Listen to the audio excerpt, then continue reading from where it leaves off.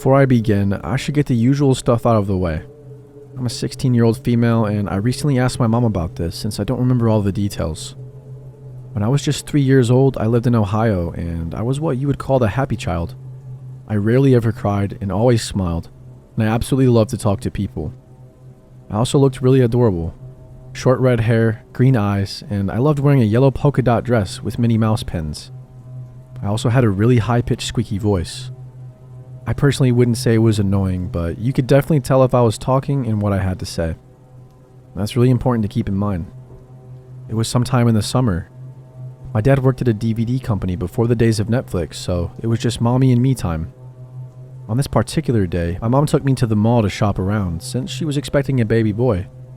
And me being the happy little kid I was came with her to help, which was to just run around the stores and look at toys and other stuff that kids do. When we got to the Gap outlet, I was really bored and I was starting to get cranky. But my mom said if I was good, I would get to go to Build-A-Bear, and to a 3-year-old, that place is like heaven. So I decided to sit at the front of the store and pretend to be a mannequin. My mom was okay with it since she wasn't that far away, and people walking by smiled and waved at me. That is until I saw this creepy guy. The way this certain mall was set up, there were benches in front of certain stores, near small carts, that sold random things and trash bins. Well, this bench faced directly at Gap, and usually moms would sit there with strollers and try to calm down their screaming kids. My mom told me that later on, since I couldn't remember jack shit, but this guy, he just sat on the end of the bench and stared directly at me and was looking me over. This dude was the most disgusting man I had ever seen in my life. Long, greasy, unkempt black hair and dark green torn and stained shirt. He had ripped and dirty jeans and also a long greasy beard. This dude was gross, but me being the friendly 3-year-old I was, waved back and smiled at him. He smiled the most creepy smile, and I could still remember how yellow his teeth were as he waved to me. At this point, I didn't feel scared or threatened. I just thought a nice man smiled at me. I then climbed out from behind the mannequin area, and I was about to go to my mom when I heard him behind me. "Hey sweetie, what's your name?" Quickly turned around and saw the dude, now kneeling at my height, smiling at me. "Hi, my name," is along the lines of what I probably said. "Nice to meet you. How old are you?" he asked, and me not seeing what was wrong with this, told him my age. "Wow, 3? That's really cool. Do you like candy?" "Nah, I'm older." I really facepalm at this, knowing that the dude was using the whole candy gig, and that I was actually falling for it. "Yeah," I said. "I like chocolate and gummy bears, and lollipops." Again, I don't remember word for word what I said, but it had to have been along those lines. "Oh really? Me too. Say, the candy store has tons of gummy bears, so why don't you come with me and pick out all the candy you want?" It was right then that he stood up and held his hand out for me, and innocent little me gladly took his hand and began to jump around excitedly. But as soon as my hand was in his, my heart sank and my excitement immediately died. This dude began to drag me out by my hand until I hear the best thing that I could hear in that moment. "Hey, get the hell away from my kid," my mom screamed. At this point, I think literally everyone's heads turned around toward my mom. I've never seen my mom so pissed and ready to kill in my life, but at that moment, she went into mama bear mode. My mom told me that the man looked down at me, looked back at my mom before letting my hand go and running the hell out of the store. My mom ran to me and pulled me into the tightest hug a very pregnant woman could do. And by then, security had come and started searching the whole mall, but he was long gone.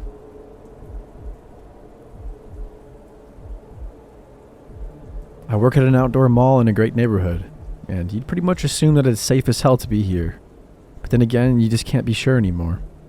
There are creepy people everywhere, and I just can't help shake the feeling that this isn't my last encounter with this man.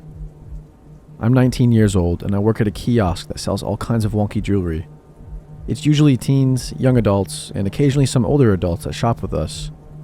But every once in a while, this man comes up to the kiosk, easily recognizable. Same leather jacket and crinkled corners of his eyes. One front tooth shorter than the other, and the same slouched way of walking. He's usually harmless, but oh my good God, the last few times he's come by have made me very uncomfortable. I always greet every customer with, "Hey, can I help you find anything?" And most of them say they're just looking. He always smiles at me and says, "Just looking, darling." At first it was fine, I didn't care whatsoever. He seemed like a harmless 50 or so year old man. He always spent a very long time looking at the display, but never bought anything. Most of the time, I'm working the night shift at the kiosk. While I'm surrounded by other shoppers and other kiosk workers, mine is kind of all by itself, in between two empty ones in the back. The mall sales have been going downhill the last few years, and I'm usually left alone. Minus the friendly security woman that stops and chats with me on her rounds. She comes by every 30 minutes or so, and she's one of the only friends I have at work. The only stores in my view are a Reebok and a Macy's. A few nights ago, I was sitting at my kiosk, bored out of my mind, and the security lady had already continued on her way. I had scrolled through Reddit already, and I was just getting ready to open up Netflix to continue watching Terrace House, when I hear footsteps coming up. I look up to see the creepy man staring at me, but not actually at the kiosk yet. I wave at him, and he gives me a little smile, but one that sends chills down my spine. A customer walks up, and I immediately jump at the chance to help them, trying to shake the creepy feeling I had. After I had checked out the customer and written down the receipt, I glanced up to see the man still staring at me. Before I could say anything, he started walking over, obviously taking my eye contact as permission to come join me.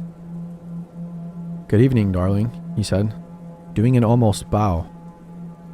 "Good evening," I told him. He then proceeded to do his usual checking the display, not buying anything. Instead of walking around the cart, he stayed by the register where I was. After a short while, he then walked behind my chair to check the sides, but he never went to where he couldn't see me. Then he started asking questions, like we were longtime friends. "So, honey, do you have a boyfriend?" I kind of guffawed at that because I've been single for over a year now. I told him no, I didn't have a boyfriend, but there was a checkout girl I found pretty damn cute at my local grocery store. "I see," he said. "Do you have any plans after work?" he asked me. I was definitely getting uneasy at this point, but I told him yes, that I was going to a party. "You gonna hook up with any boys there?" he asked. My jaw dropped.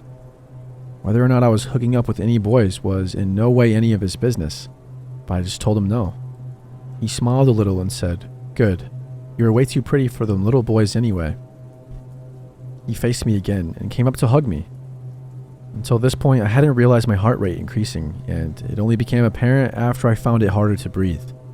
Before he could do anything else, Linda, the security woman, walked up and glared at him. "Hey, if you're not going to buy anything from this young woman, I suggest you go loiter somewhere else." He then stiffened at the sound of Linda's voice. She's a very intimidating woman, and then he left. "You alright, honey?" she asked me. I sort of just shrugged. "He's always here," I told her, and she shook her head. "Let me and Russ walk you to your car after work, okay?" I nodded, pretty relieved that she offered without me having to ask. The rest of my shift goes fine. I get through it and I manage to make my bosses a bit of money. At 10 o'clock on the dot, Linda and her boyfriend Russ are at my kiosk. They wait for me to pack up my purse and then walk me to my little Prius. They wait for me to drive away as well. On my way to the party, I stop by a gas station to fill up the tank. And as I'm waiting for it to fill, I glance over, and I see the man from the mall at the mini-mart. He must have been buying a pack of cigarettes or something. And he looks out the window and sees me. When he does, he smiles and waves. He holds up one finger, asking me to wait a minute, but I don't. I yank out the fuel hose and jump in my car, and I booked it out of there. I take several detours before arriving 30 minutes late to the party. I had to make sure I would lose him before showing up there.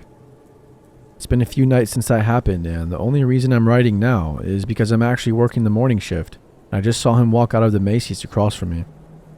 Linda has someone biking around this half of the mall, so he won't come near me today.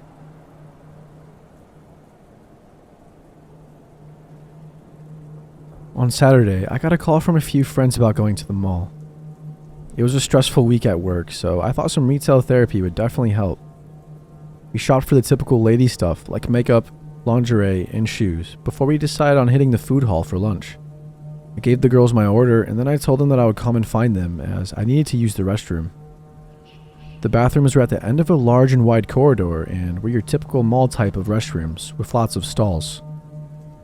Anyway, so I sat down to, well, you know, and I could see from the gap on the floor between the wall of the stall and the floor, lots of movement from somebody's shadow.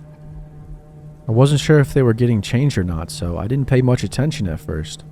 but it felt like the shadow was coming from above at some points. You know, as if the light above were being obstructed by something.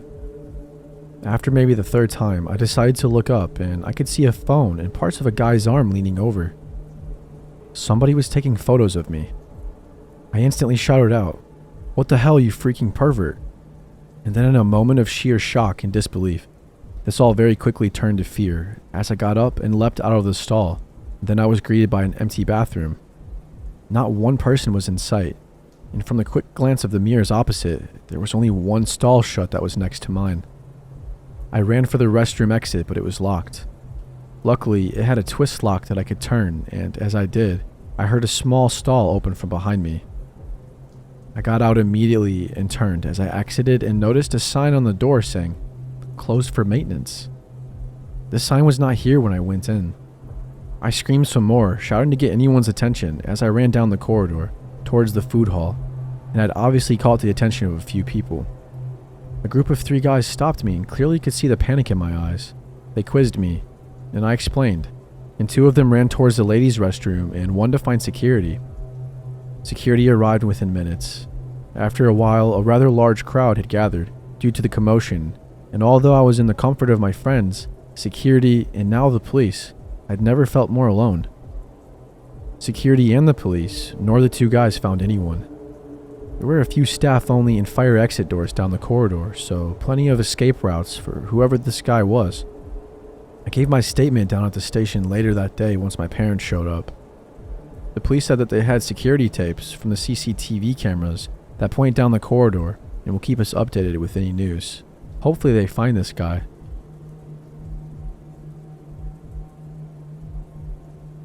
This happened about 5 years ago. It was the beginning of 2010.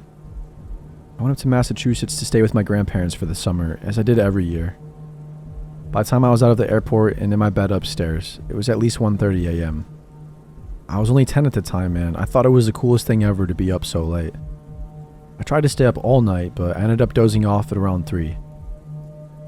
Needless to say, I was utterly exhausted the next day. I just wanted to sleep. My grandma, of course, had already planned our long day of shopping for new clothes to wear at summer camp. So we left bright and early that morning. We walked around the mall for a bit and decided to get some lunch.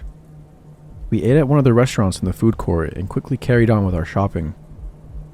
I was an underweight kid, roughly 15 to 20 pounds under. I was really used to getting stares and comments about how thin I was constantly, but it never really bothered me. As I left the food court, this middle-aged man with brown hair and a receding hairline and a stained brown shirt and old jeans that had the stench of beer and cigarettes was staring at me, constantly. I didn't know too much about creeps or pedophiles at the time, so I just assumed he was looking at how skinny I was. We reached another store around the end of the mall. The sign on the window said no food or drinks, and I still had my Dr. Pepper. I didn't want to throw it out, and since the mall was quite empty that day, I decided to sit on the bench and wait outside, while my sister and grandma looked around the store. Not even 3 minutes passed before I see the guy that was staring me down turn the corner.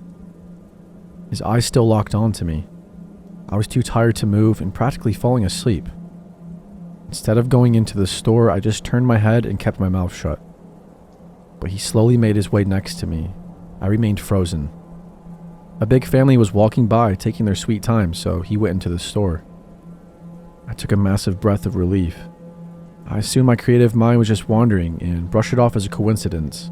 But the exact second that family turned the corner, he busted through the door again.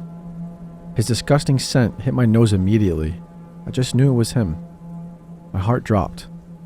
I could just feel his beady eyes resting on me. At this point, it was clear that he wasn't shopping. I knew something was wrong. He was clearly trying to abduct me or something. He walked in front of me and leaned on the pillar with his hand in his pocket, and I kept my head down and held my gaze to his feet. I told myself that if he took one step closer, I would bolt into the store. He took a step closer. I didn't move. He eventually made his way beside me once more. I failed myself. I remained frozen. I couldn't even move my eyes. I was so scared. I don't even know if I was breathing. Then I felt his hand touch my hair. I sprung up, running to the pillar ahead of me, and I kept my back to him, which was a big mistake. But can you really blame a petrified 10-year-old girl not knowing what to do? He was right in front of the door, so I couldn't run in without running into him. It felt like forever until anything happened. It was just silence. Then I heard him walk up right behind me, and I saw his hand out of the corner of my eye, reaching to me. I couldn't even hear myself think. My heart was pounding so hard. I was locked in place by my own fear. A split second before his greasy hand with yellowed fingernails reached my arm or mouth, a Chinese family of 5 walked out of the store. Hearing the ring of the door chime shook me out of the trance, and I sprinted. I darted so fast to that family, I was shocked they didn't notice me. I didn't want to bother them, so I just walked close behind them until they turned the corner. I stayed right there until my grandma and sister came out 5 minutes later. He just glared at me from afar until I was out of sight. I told my sister, grandparents, and parents, but nothing ever came of it though. It haunted me for a long time. The fact that a creepy old man wanted to grope me or thought I was such an easy target due to how small I was scared the shit out of me for a long time. It was enough to keep me up at night. I'm slowly overcoming my fears, and I have some amazing friends, internet friends, and family helping me. Writing and posting about my stories after debating if I should or not is also helping me break out of keeping everything to myself. If that family didn't walk out of the store at that exact moment, I could have been as good as dead. I still have his wrinkled, disgusting, terrifying face, and his horrifying yellow-toothed smile, and his salt and pepper beard and nasty scent burned into my mind.